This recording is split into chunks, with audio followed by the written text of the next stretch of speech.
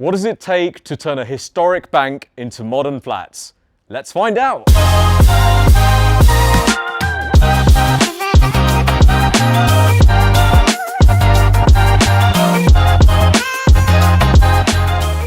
you going to tell us what you purchased it? I'm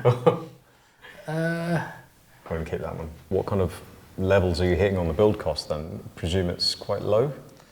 What are you hitting for the conversion? Conversion, we're sort of cost planning at about. Okay. So we took that out. We took these out from a specialist company up north. Managed to get them down. How much did that cost? I think it's around. What GDV are we looking at here when it's all done? Not including phase two. So not including phase two, we're about, but the build costs are probably around. I think we're up to.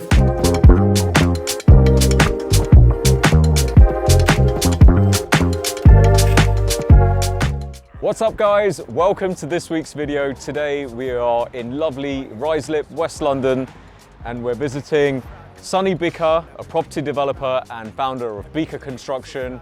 And Sunny is currently transforming a former bank building into a mixed-use residential and commercial scheme. It's been a challenging planning journey for him as the building is locally listed. So let's go and find out where the project stands today. Let's go! I think I can see Sunny. Hey Sunny. Hi Parish, how are you?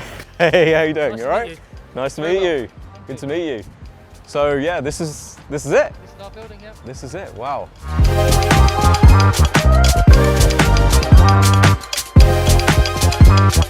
So Sunny, really nice to meet you. And we've spoken on the phone a fair bit, but explain to us what is this building, when did you purchase it, and what's your plan with it? Sure. So this used to be an old Lloyds Bank building. Became vacant March 2024. So last year we purchased it end of April, early June 2024 It's a locally listed building. Right. And it's heritage. So the PD rules don't apply. Yeah, it's Article 4, so it's not a clear-cut PD conversion on the uppers. So we're planning to convert the uppers into 5 flats, and that's our first phase approach to the planning. Second phase approach is actually going into the loft space at the top to mimic the Edinburgh Wool building just to our left-hand side. There's basically 2 buildings to this. There's this front building, and there's a rare element building which I'll show you as we do our site-to-site walk. Okay, cool. Should we go and have a look? Yeah, let's go. All right, cool.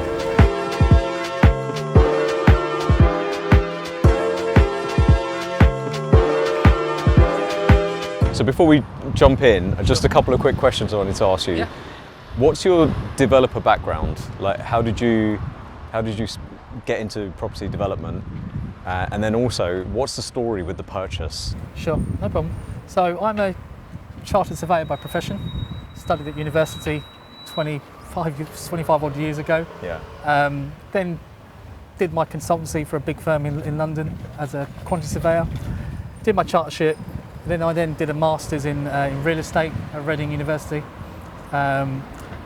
Then sort of got bored of the consultancy role, wasn't really learning raw construction, as you're normally sort of office-based. Yeah. And then I then had the opportunity to work for a developer in Hampstead as one of their commercial guys. Did some nice projects around Hampstead. A famous comedian, Jimmy Carshouse, was involved in that as well. Wow. Yeah. And then I then was getting a little bit sort of bored after two and a half years. I sort of, you sort of realise you're actually making someone else the money, and you're sort of not getting your fair share. And then I was looking, I got approached by a main contractor who had a large scheme in Mayfair, 25,000 square foot house refurbishment, and they were looking for a number one to run project management, commercial, design coordination, basically running the job, from start to finish. And then so you got approached? Yeah, approached, moved along, was looked after well by them, had a share of the profit on each job. You allowed to say who it was? Bika Construction. Okay. So worked with them. That was Wolf Architects were involved, quite a famous architect. Yeah, yeah. And then from that, I ended up looking after quite a number of projects around Mayfair. There was one on So you're Mount in the Street. sort of prime market. Prime market, yeah. That's where most of my background is. It's prime residential, central London.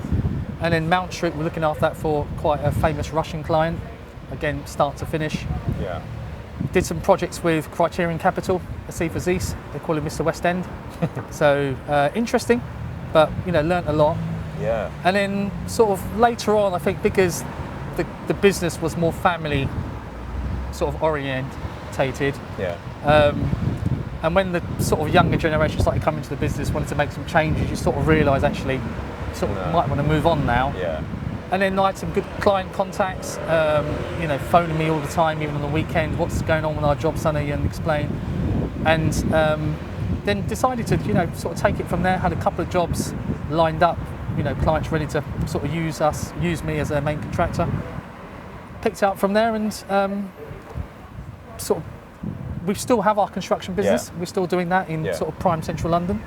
And then I had the opportunity just not far from where I live, in Gerrard's Cross, there was a site come up for sale.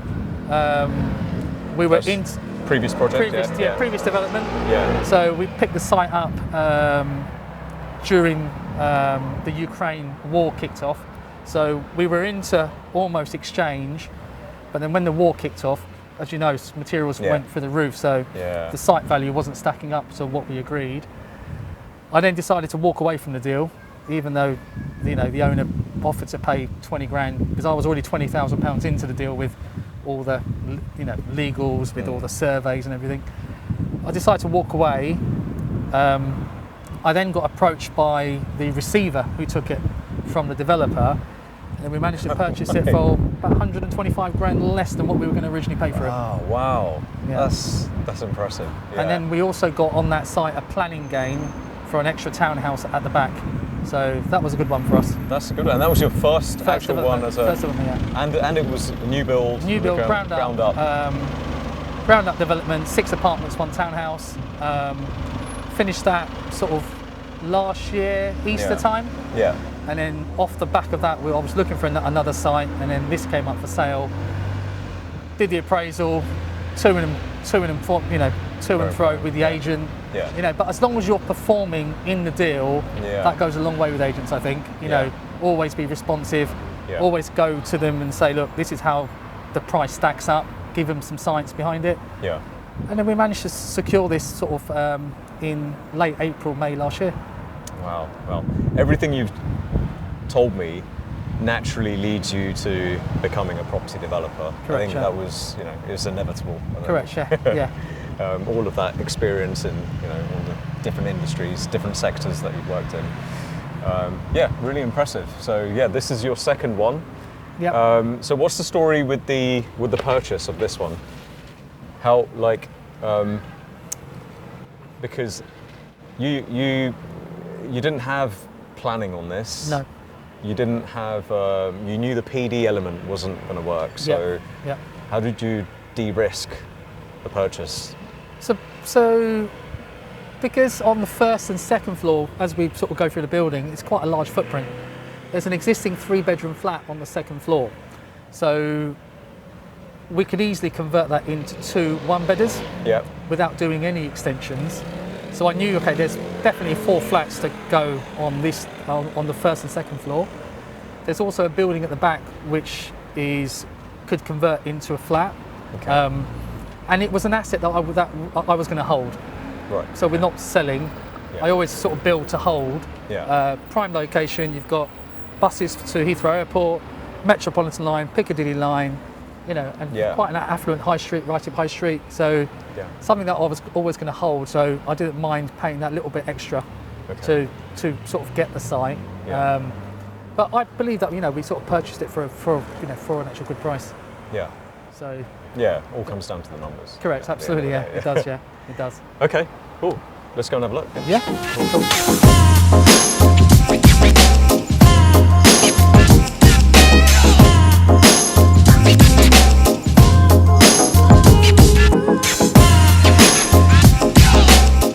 Wow, the grandeur Yeah. of the bank building. Correct.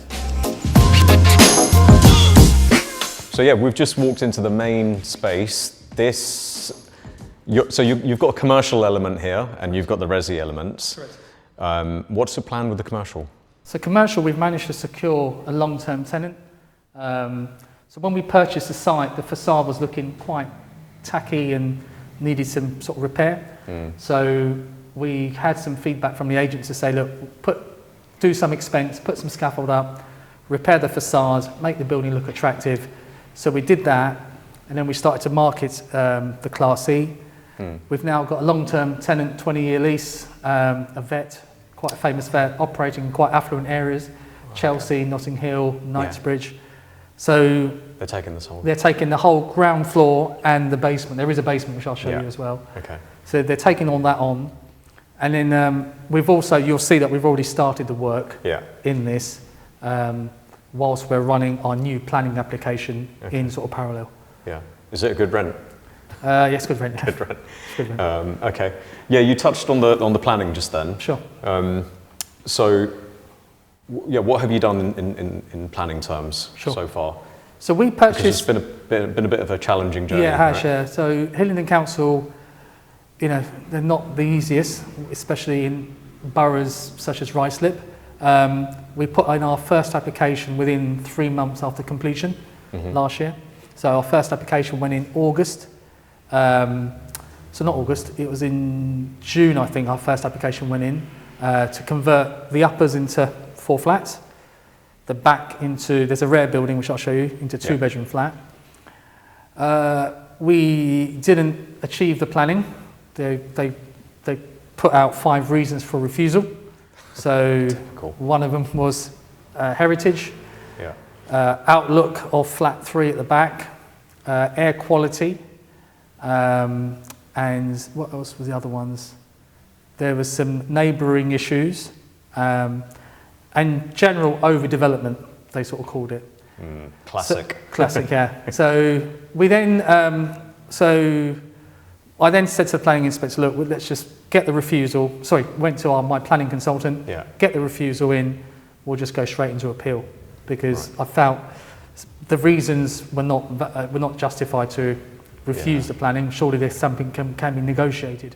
Yeah, but so it kind of ticked the boxes more or less in policy terms, but the reasoning was kind of subjective. Correct. And then I felt, look, we'll sort of roll up for an appeal here. We're already funding the site, so we just have to use a bit more of our own money, because then we went into appeal. That was 7 months. So we put the appeal in December. It got validated in January. We had the decision in end of July. Decision. So quite a long process. Yeah.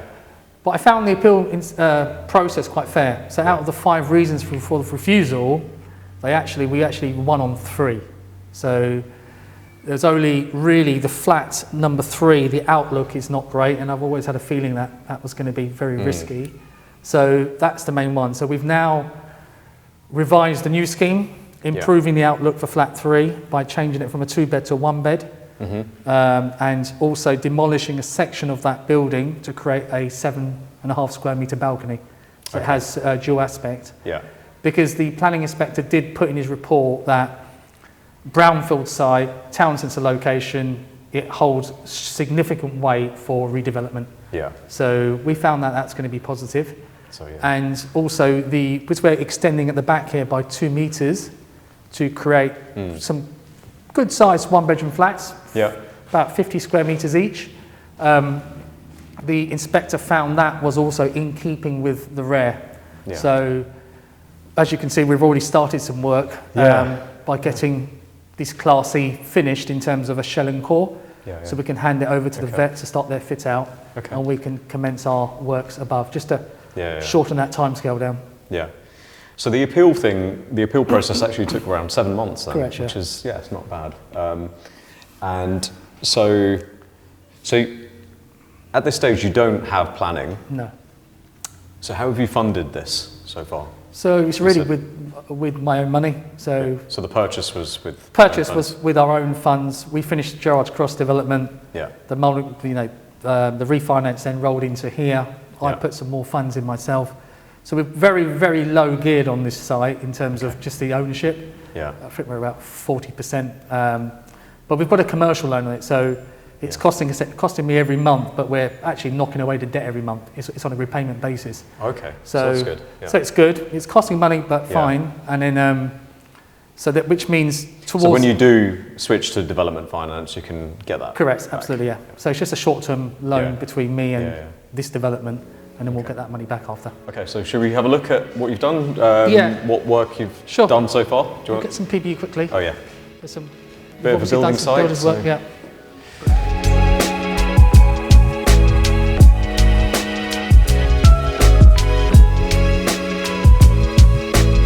So how long has Bika Construction been operating for? We're about 5 years. 5 years? 5 years, yeah. So we're sort of fairly new. Yeah. A lot of our work central London based. We've done some new builds in Kingston, done some PD conversions in Surrey.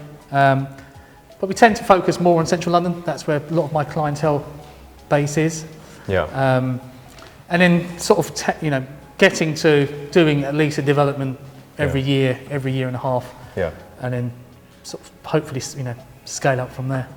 Yeah. But construction is our core side, and the actual developments we do, we actually build to hold. Yeah. So sort of it's a long-term asset for us. That's cool. And guess, using your own teams to do all of this, what kind of levels are you hitting on the build cost then? I presume it's quite low? What are you hitting for the conversion? Conversion, we're sort of cost planning at about £100 a foot. That's good. Yeah. That's really good. Yeah, on the cost plan. But it's just because we're using our own guys, we're multi-skilling the guys, whereby they start with as labourers, we then skill them up within 2-3 months to become, a second to a carpenter, so they can start to do bits and bobs, and I think that's where you sort of capitalise on the construction costs. And that's how we sort of do it. Yeah, okay. Wow, yeah, let's continue.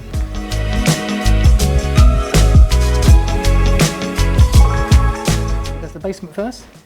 Yeah, just to touch on some of this, like you're doing as much as you can until you wait for the planning. So are these new steels that you've just put in? Yeah, so we've put in this gold post frame, we've put in the ground beam.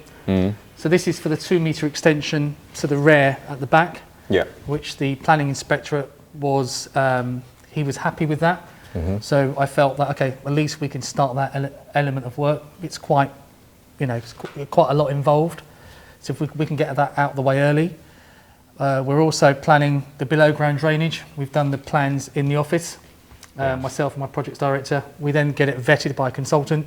Okay. And then so you actually design it, have the first stab at it, and then send it to consultants because to get you sort of save on costs, Yeah. And also because you know the building inside out and how everything works, yeah. It's best that you sort of design it, give it to the consultant, he checks the falls, he checks, you know, you've got the right rodding points in place. At that stage, we can start to get on with it, and then we'll get the as-builts done later on. Okay. So, so it's below ground drainage. All this will come out. So, yeah, should we go to the basement? Yeah, we want to go to the basement first and then finish over here. All right. Okay. Yeah. I guess. Yeah. All of this is part of the vet, right? The new tenant. But yeah, let's go and have a look at the basement first. Sure. Yeah, basements are always exciting in bank buildings.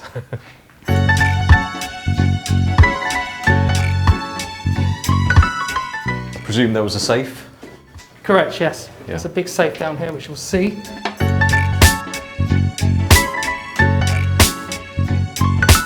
Oh, it's very echoey here. So this was the safe? This is where all the money was kept. All the money. So we had a steel door here. Yeah, I mean, look at this thick. Oh, you're not getting through that, are you? No. So there's a steel door here. Steel door, we had a lift over there, a coin lift there. So all the coins used to go up by lift. Okay. So we took that out. We took these out from a specialist company up north. Managed to get them down. How much did that cost? I think it's around 7,000. Okay, it's not too bad. Yeah, and that actually included the cage, maybe 2 or 3 other safes which are in here. Yeah. And then these doors were taken out by this breakout slab. Oh, right. So that's that was there to Originally. lower the door in originally, Correct. and you also got rid of the door that way. Correct, yeah. Okay, wow. Right. So this will be used as their sort of storage areas Yeah. in the basement. I'm just going to move this light. Yeah. Okay. And this is the electrical plant room. You'll see there's 2 supplies coming in here. There's a 3-phase supply there, Yeah. and there's this single-phase supply, unmetered this one, because this used to be for their security systems. Wow. Oh, okay. Yeah. Because it's a bank. Yeah. Correct, yeah. Uninterrupted supply. Yeah, correct. So you've got 2 Alright. supplies coming in here. Interesting. And also what we're doing on this weekend, we've got electricians coming to put the refill boards up. Yeah. We then start to run the armoured cables from the flats down here, leave tails on both sides. Yeah. So as the flats get finished, they get connected and sort of livened up. So again, trying to do as much as we can in terms of infrastructure Yeah. to get the flats ready before we start gearing up to do all the partitioning and all of the fit-out work. Yeah. That's cool. Yeah. Sure. Yeah. Make use of the time. Absolutely, yeah. Yeah. All right. Let's roll back upstairs. Upstairs? Yeah. And so the downstairs is just going to be used for storage and Correct, stuff, right? correct. We were planning to put toilets down there, but then you need a pump, Yeah. more maintenance, Yeah. and the vets don't want it, so we thought, okay, Yeah. leave it as it is. Yeah. Okay. Okay. So this is all Class C. Yeah. This is continuation of the veterinarian. Correct. The only thing is this wall we put up, there's another 46 square meters behind this, which was Class C, Yeah. which is also one of the reasons we were failed on planning permission, because the council don't like taking retail space up for residential. So they failed us on that. But the inspector actually said, well, where else are you supposed to put bin store and cycle store Yeah. for the flats? So he would say it's fine. Yeah. So So this is what this is going to be here. Yeah, correct. This will be blocked off. Yeah. This will be another entrance into the residential, as Yeah, well as for the bin and cycle store. Yeah, correct. It makes sense. I mean, where else would you put it? correct. And because we've got no outdoor space here, Yeah. front to back, we had to carve out this section for the bin and cycle store. Yeah. Let's go. See outside? Yeah, let's go.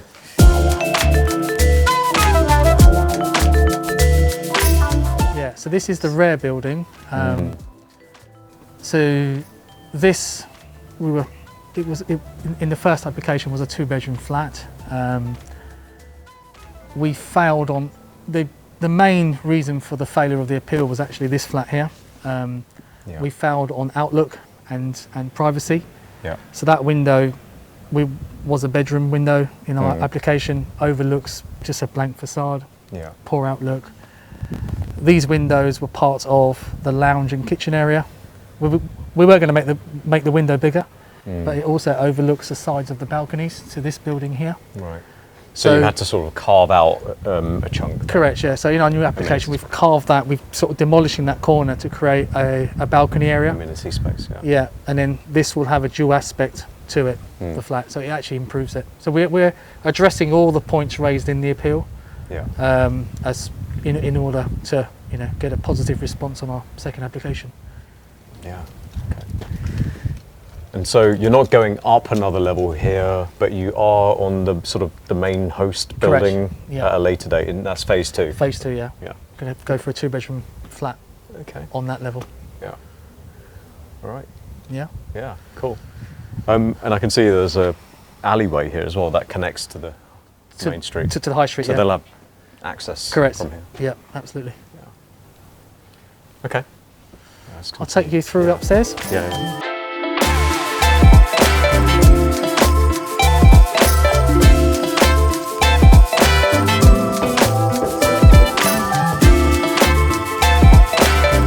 Well, I can really see what's going on here now. Yeah. So in terms of this flat here, we've not done any strip out in there. We're sort of using that as our welfare facilities for the time being. The plan is also to square this off, so extend that out to this line here. We create a study room in here, and then that's a 1-bedroom flat with your entrance door just there. Okay, yeah. And then we're creating, as this comes out 2 stories, Yeah. it sort of angles back in again. Yeah. And there's a door which goes from there into here, and you can get to your bin store and your recycling store from there. Wow.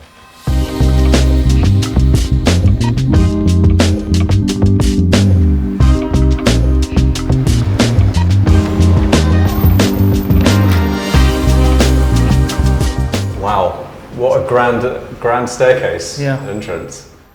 This is cool, isn't it? I mean, what is this? What's it made of? I think it's just concrete. Concrete. Okay. But the good thing is, obviously in here there's not much work to be done. Just paint. Yeah, decorations, paint. Yeah. A few sort of bulkhead lights, emergency lights, intercom to go in, but it's already here, which is good. Yeah.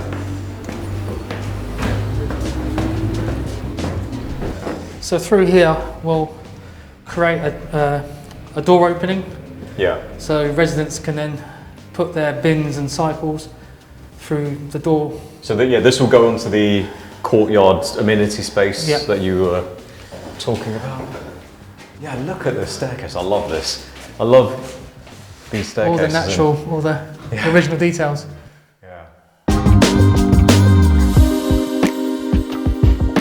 You just wouldn't find this anywhere, would you, these days? It's great.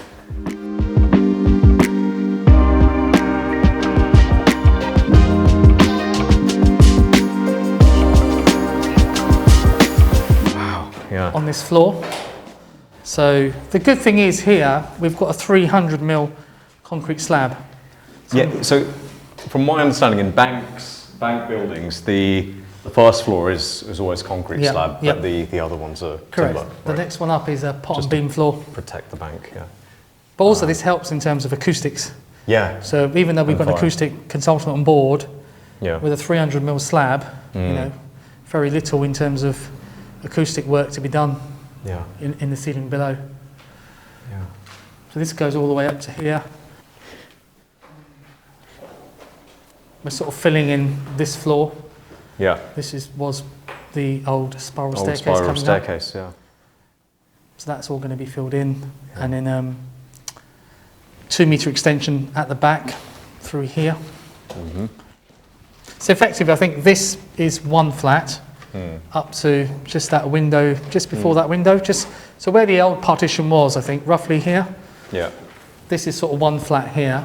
Yeah. And then this flat actually sort of dog legs round into the 2-metre extension. Okay. So Sunny, what kind of level of spec are you doing here? For this, we're just doing basic, because it's a rental market. Yeah. Radiators. Yeah. Just a very standard kitchen, just a light walls, just something which can be easily maintained as well. Yeah, makes sense. Yeah. Okay, nice. And then there's an existing 3-bedroom flat on this floor. So when we go for our phase 2 approach, the staircase will go up from here, up to the top. Yeah, you're going to have to continue this design. Yeah, but we'll see where we are on budget. Yeah.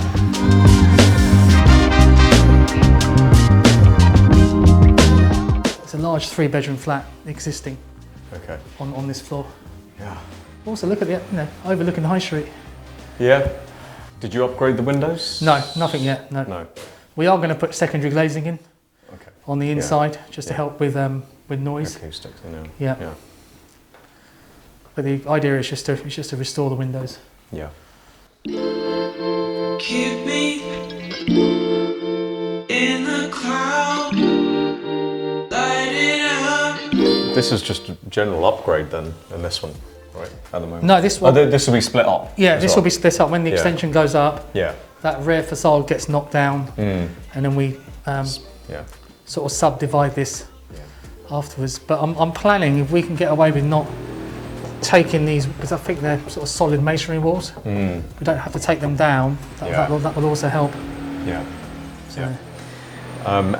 And And with your future plans of phase 2, are you like future-proofing the structure, or are you putting additional bits in? We've already had the structural design done for phase 2, so when we start ripping out these ceilings, we'll put the steels in, and then we'll have it ready to go. So if we get the permission come through, we're only working from the top. We don't really have to actually have to disturb this flat. Okay. So we'll sort of get on to that. Yeah. Should we pop in here? Yeah.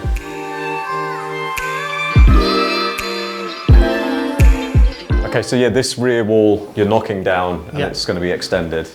Correct. Yeah. What GDV are we looking at here when it's all done? Not including phase 2. So not including phase 2, we're about 2.6, including the commercial. Yeah. And then with the phase 2, we're up to about 3 million. Okay, right. But the build costs are probably around, I think we're up to 400,000 conversion costs. Maybe then going up to 500, just less short of 500,000 for phase 2. So I'm hoping within half a million, we build costs will be there. Okay, that's good. And are you going to tell us what you purchased it? Go and keep that one. Just over $1 million. Just over $1 million. Just over $1 million. Okay, so yeah, that's you'll do quite well. But obviously, we've held the asset for 1.5 years, all the finance costs and everything else. So, we'll do okay out of it. But it's a long-term stressful and a stressful process as well. Yeah, and it's long-term hold. Planning and stuff. Yeah.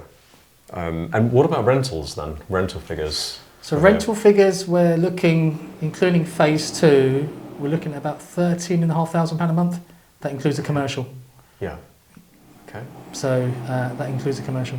Yeah. So it's not. It should. It should be okay. Yeah. And it's a good location. You've got your 2 tube lines, Heathrow Airport, Uxbridge. Everything is here. So this is, I'm looking at this in terms of long term. We shouldn't really have any actual void periods. Yeah. Yeah. So good stuff. Yeah. Genuinely impressive.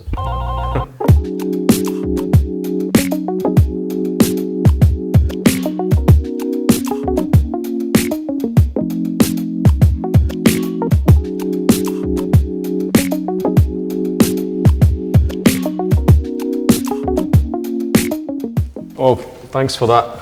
Thanks for showing us around. No worries. Yeah, that's good. It's an impressive building. Yeah. It really is impressive. Just quite a lot of work to do. Yeah. So that's the only thing. Yeah, but you'll get there. Yeah. Anyway, what else do you have in the pipeline? What's next for you? We've got to get this one done first, and then our construction business. We're doing quite a lot of tenders at the moment. So pricing lows. We finished off quite a high-end apartment in Knightsbridge just last year for a very famous football club owner. Okay. Are you allowed to mention? Nottingham Forest. Okay. Mr. Marinakis. Okay. So we finished his 3,500 square foot apartment in December last year, very high-end. We're finishing another one opposite Harrods now. That should be finishing soon. And then we're doing some work in a clinic that we finished about 2 years ago, some extra work in Eaton Square. And then the rest of it's just loads of pricing. We've got so many tenders coming at the moment. I think there's a market for pricing, but I think things are taking longer to kick off though.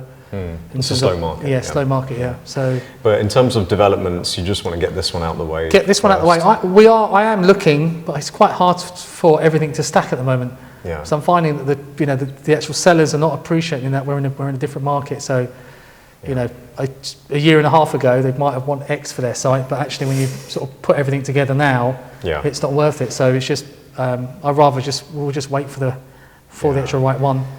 Yeah, it's just the luck of timing sometimes as well. Yes, absolutely. Yeah, and I guess also you've probably got a lot of capital tied up in this one, and you want to release it and stuff. Correct. So, but look, what I've seen is genuinely impressive. Again, appreciate you doing this, and thanks for showing us around. Hope to get you back here. Yeah, definitely. I'd love to come back and have a look at how this evolves as well. So definitely. Yeah, definitely do a follow-up video. Yeah, cool. Absolutely. Sitting here in my couch, I ain't doing nothing much.